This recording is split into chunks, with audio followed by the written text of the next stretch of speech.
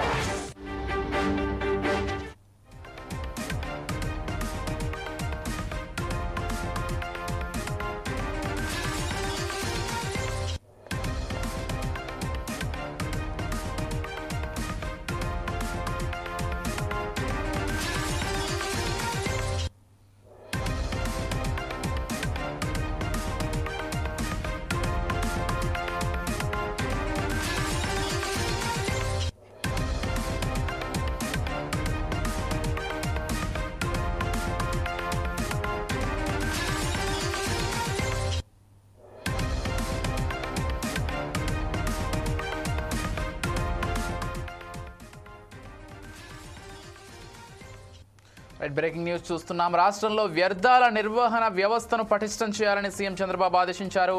2 నెలల్లో సర్క్యులర్ ఎకానమీకి సంబంధించి తుది పాలసీని తీసుకురావాలని అన్నారు. తొలి దశలో రాష్ట్రంలోని 3 ప్రాంతాల్లో సర్క్యులర్ ఎకానమీ పార్కులను ఏడాదిలోగా ఏర్పాటు చేయడంతో పాటు వేస్ట్ టు ఎనర్జీ ప్లాంట్లలో ఆధునిక యంత్రాల వినియోగాన్ని పెంచాలని సూచించారు.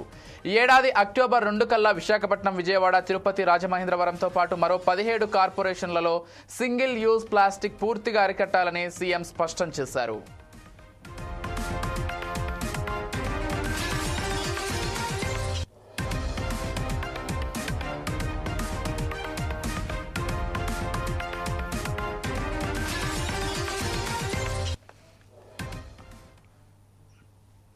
87 పట్టణ ప్రాంతాల్లో 157 రెడ్యూస్, రీయూజ్, రీసైకిల్ సెంటర్ల ఏర్పాటు చేయాలని నిర్దేశించారు. వ్యర్థాల నిర్వహణలో ప్రతిభ కనబరిచే వారికి స్వచ్ఛత అవార్డులు ఇవ్వనున్నట్లు సీఎం ప్రకటించారు. అమరావతిలోని సచివాలయంలో ముఖ్యమంత్రి చంద్రబాబు సర్క్యులర్ ఎకానమీపై ఉన్నత స్థాయి సమీక్ష నిర్వహించారు. రాష్ట్రంలో పేరుకుపోయిన చెత్తను వెంటనే తొలగించాలని సీఎం ఆదేశించారు. 90 రోజుల్లోగా రీసైక్లింగ్ చెత్తను వేరు చేయడంపై కార్యాచరణ ప్రణాళిక ఇవ్వాలన్నారు. వ్యర్థాల నుంచి సంపద సృష్టి, వనరుల పునర్వినియోగంపై ప్రధానంగా చర్చించారు. సర్క్యులర్ ఎకానమీ పార్కుల ఏర్పాట్లపై material recycling association of India ప్రతిపాదనలను పరిశీలించారు.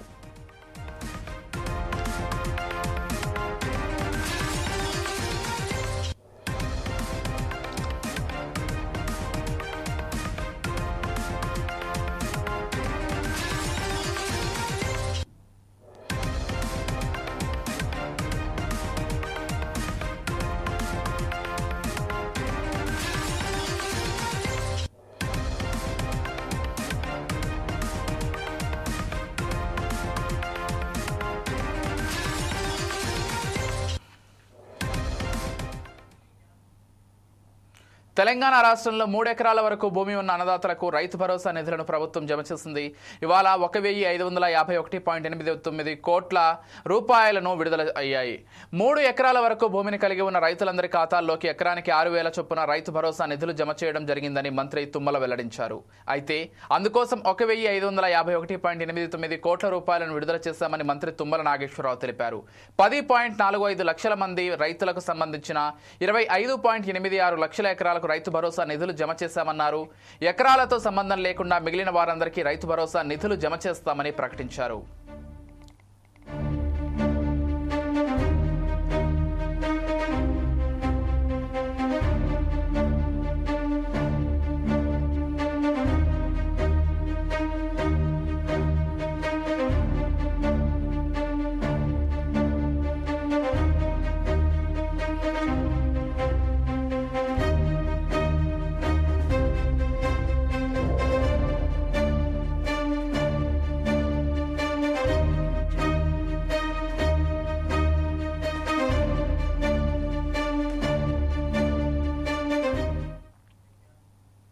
ఎయిర్ ఇండియా విమానాల్లో తలెత్తుతున్న సాంకేతిక సమస్యల ప్రయాణికులను ఆందోళనకు గురిచేస్తున్నాయి. తాజాగా అహ్మదాబాద్ నుండి లండన్ బయలుదేరాల్సిన మరో విమానంలో సాంకేతిక లోపం తలెత్తడంతో ఆ విమాన సర్వీసును రద్దు చేశారు. అహ్మదాబాద్లోని సర్దార్ వల్లభాయ్ పటేల్ అంతర్జాతీయ విమానాశ్రయం నుంచి లండన్కు బయలుదేరాల్సిన ఎయిర్ ఇండియాకు చెందిన ఏఐ 159 బోయింగ్ 7878 డ్రీమ్ లైనర్ విమానంలో తనిఖీలు చేస్తుండగా సాంకేతిక సమస్య ఉన్నట్లు అధికారులు గుర్తించారు. దీంతో ప్రయాణికుల భద్రత దృష్ట్యా విమాన సర్వీసును పూర్తిగా రద్దు చేస్తున్నట్లు ఎయిర్ ఇండియా ప్రకటించింది.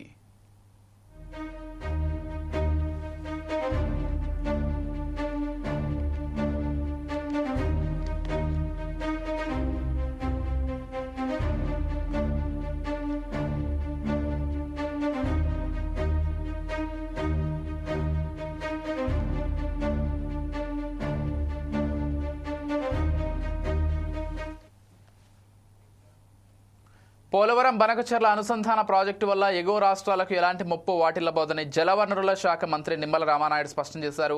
తెలంగాణలో అంతర్గత రాజకీయాల కోసం బనకచెర్లపై విమర్శలు చేస్తున్నారని ఆయన ఆరోపించారు. ఎలాంటి అనుమతి లేకుండా ఏపీ ప్రభుత్వం ముందుకు వెళ్తోందని తెలిపారు. తెలంగాణకు చెందిన కొందరు నాయకులు లేనిపోని ఆరోపణలతో ప్రజలను గందరగోళానికి గురిచేసే ప్రయత్నం చేస్తున్నారంటూ విమర్శించారు.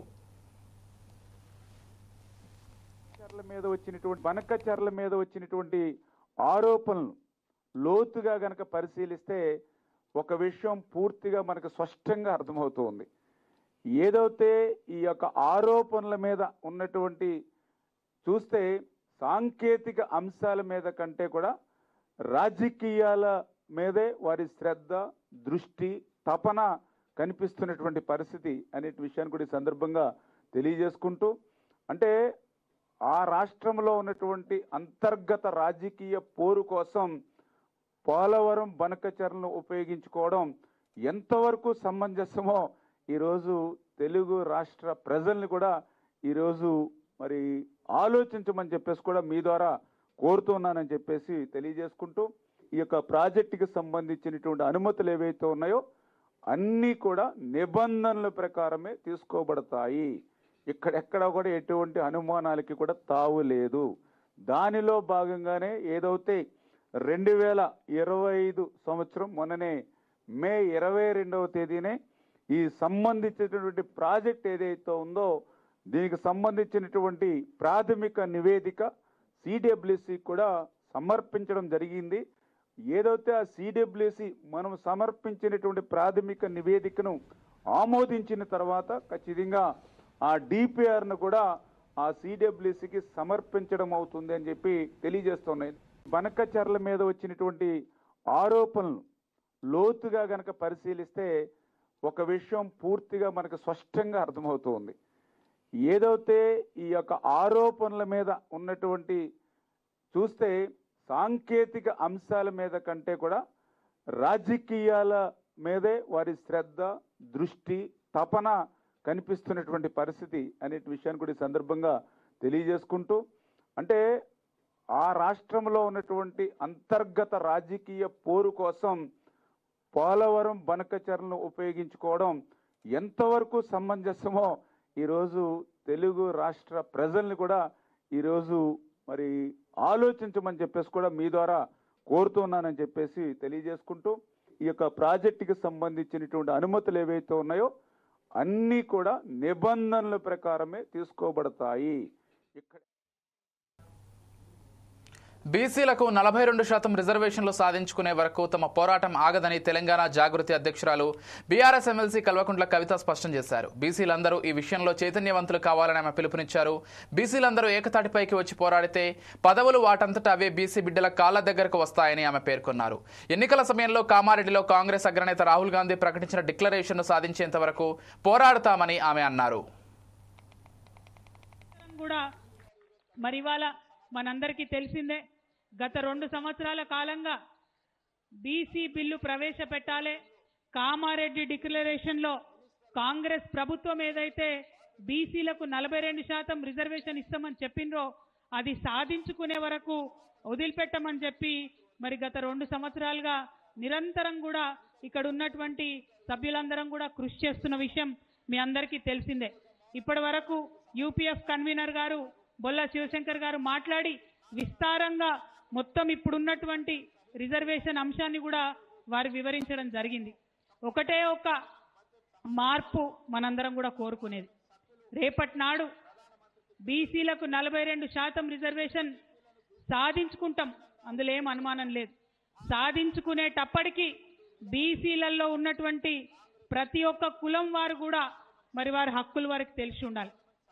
బీసీలలో ఉండేటటువంటి ప్రతి ఒక్క కులానికి సంబంధించిన వారు, ప్రతి ఒక్క జిల్లాలో ఉన్నటువంటి వారు చైతన్యం తెచ్చుకోవాలి.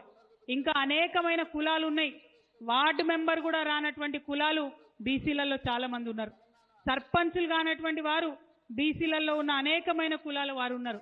ఇక ఎమ్మెల్యేలు కానటువంటి వాళ్ళైతే ఇంకా చాలా కులాలు ఉన్నాయి. పెద్ద కులాలైనా ఎమ్మెల్యేలు కూడా కానటువంటి వాళ్ళు, అసెంబ్లీ గడపనెక్కనటువంటి వాళ్ళు అనేక మంది బీసీ కులాల వాళ్ళు ఉన్నారు. మళ్ళీ అంతేకాదు బీసీలలో మహిళలు మరీ దారుణమైన పరిస్థితి. మరి ఎవరి మహిళలైనా దారుణంగా ఉంటుంది పరిస్థితి. అందుకే మహిళలకు రిజర్వేషన్ కావాలని కూడా కొట్లాడినటువంటి విషయం మీకు తెలిసిందే. మహిళలకు 33% రిజర్వేషన్ కావాలని కొట్లాడినప్పుడు ఆ 33%లో బీసీల ఉపకోట ఉండాల్సిందే అని ఘంటాపదంగా ఆనాడు చెప్పడం జరిగింది. మరి మహిళలలో బీసీ ఉపకోట ఉండాలంటే అసలు బీసీలకంటూ రిజర్వేషన్ ఉండాలి. అందుకే ఇవాళ బీసీ బిల్లు కోసం కొట్లాడుతున్నటువంటి విషయం మళ్ళొకసారి మీ అందరికి గుర్తు చేస్తా ఉన్నా. మరి ఇక బీసీలకు సంబంధించినటువంటి సమావేశం పెట్టుకుంటున్నామంటే మెదక్లో చాలా మంది పెద్ద పెద్ద వాళ్ళు కూడా భయపెట్టిండ్రట. సమావేశం ఎందుకు పోతారు మీరు, బీసీల కోసం ఎందుకు మాట్లాడతారు మీరు, అవసరం ఏముందని అన్నారట. వాళ్ళు అట్లా అడుగుతున్నారంటేనే భయపడుతున్నారని అర్థం. వాళ్ళు అట్లా భయపడుతున్నారంటే మనం ఖచ్చితంగా సమావేశం పెట్టుకోవాలని అర్థం. మరి ఇవాళ మనందరికీ తెలిసిందే, గత 2 సంవత్సరాలు బీసీ బిల్లును సాధించేందుకు కేంద్ర ప్రభుత్వంపై తీవ్ర ఒత్తిడి తీసుకురావాలని కవిత కోరారు. ఈ బిల్లు ఆమోదం కోసం ఒత్తిడి పెంచే వ్యూహంలో భాగంగా జూలై 17వ తేదీన రాష్ట్ర వ్యాప్తంగా రైలు రోకో కార్యక్రమాన్ని చేపడతామని ఆమె ప్రకటించారు. బీసీలకు 42% రిజర్వేషన్ల అంశం తేల్చకుండానే కాంగ్రెస్ ప్రభుత్వం స్థానిక సంస్థల ఎన్నికలు నిర్వహించాలని చూస్తోందని కవిత ఆరోపించారు. ఒకవేళ బీసీలకు సరైన రిజర్వేషన్లు కల్పించకుండా ఎన్నికలు నిర్వహిస్తే తాము అడ్డుకుంటామని ఆమె హెచ్చరించారు. మరిన్ని డీటెయిల్స్ చూసినట్లయితే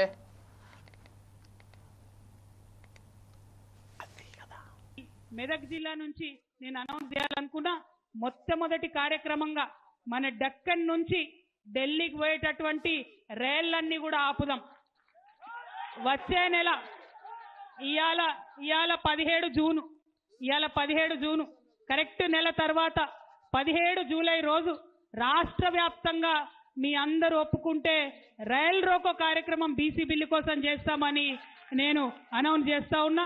తెలంగాణ జాగృతి యునైటెడ్ పూలే ఫ్రంట్ ఆధ్వర్యంలో ఈ రైల్ రోకో కార్యక్రమం రాష్ట్రంలో ఎక్కడైతే అక్కడ చేస్తాం. అన్ని బీసీ సంఘాల నాయకులను కలుపుకుంటాం. అన్ని జిల్లా కేంద్రాలకు పోతాం. ఈ నెల రోజులల్లా అందరినీ కూడా బతిమలాడి బామాలి వారి హక్కుల గురించి వివరించి అందరం కూడా వచ్చి రైల్ రోకో చేద్దాం. అప్పుడైతే ఢిల్లీలో కూర్చున్నటువంటి నాయకులకు మన డెక్కన్ పీఠభూమి యొక్క పౌరుషం అర్థమవుతుంది, మన తెలంగాణ బీసీల యొక్క పౌరుషం అర్థమవుతుంది. ఈడికెళ్ళి బిల్లు పాస్ చేయించి పంపితే అక్కడ పెట్టుకోవద్దు, తొందరగా మళ్ళీ వెనక్కి పంపాలనే విషయం వారికి అర్థమవుతుంది. మరి ఆ బిల్లు వచ్చే లోపలనే కాంగ్రెస్ ప్రభుత్వం కుట్ర ఏంటంటే ఈ వచ్చే లోపలనే ఎలక్షన్లు పెడతారట. ఎంపీటీసీలు, జెడ్పీటీసీలు, సర్పంచులు ఈ బిల్లు వచ్చినా రాకున్నా పెడతారట. జరగనిద్దామా? మరి ఎన్నికలు జరగనిద్దామా? లేదంటే ఏం చేయాలి? అంతేనా? అప్పుడేనా? మరి మెదక్ జిల్లా వాళ్ళ మాట కరెక్టే ఉంటుందా? ఖచ్చితమే ఉంటుందా? మరి ఇది కేసీఆర్ జిల్లా. మరి నేను చెప్తున్నా, మీరు మాట ఇచ్చి వెనకకు ముందుకైతే కేసీఆర్ గారికి మాట వస్తే సుమా అది ఆలోచన చేసుకోవాలి.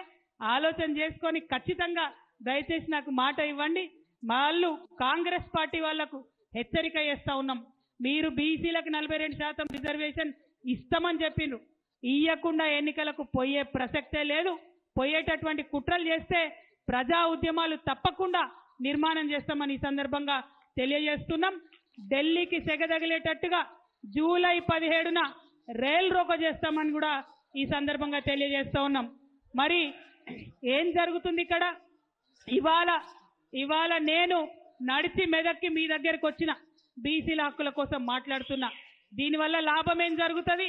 ఇవాళ నేనొచ్చిన రేపు అధికారం నడిచి బీసీ బిడ్డల గుమ్మం దాకా వస్తుందనేటటువంటి విశ్వాసాన్ని నేను ప్రకటిస్తున్నా. మొట్టమొదటి కార్యక్రమంగా మీ అందరినీ మెదక్ జిల్లా నుంచి నేను అనౌన్స్